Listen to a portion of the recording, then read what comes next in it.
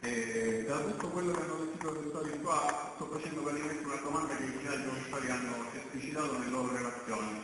La professoressa ha detto poco fa che Messina ha fatto eleggere per 3 volte di fila Giuseppe Mazzini.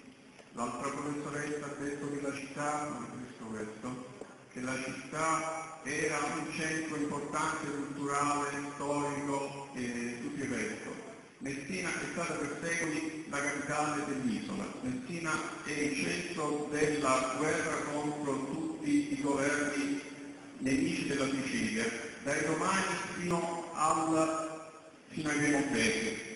In quest'isola Carlo D'Angiò, per conquistare l'isola, ha detto dobbiamo tagliare la testa all'Idra perché era stato cacciato da Palermo il 30 marzo del 1282, quando è venuto qua con 80.000 soldati ha detto dobbiamo tagliare la testa a questa città perché se cade questa città avremo tutta l'isola. Allora, la domanda è questa, è molto semplice.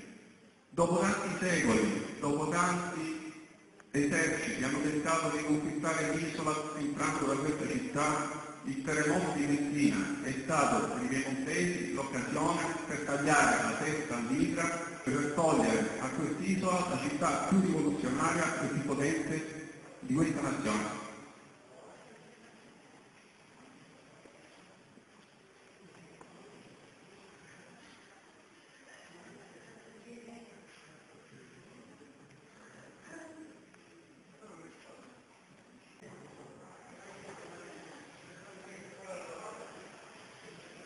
Ragazzi, vi faccio vedere la città distrutta, Selena Messana.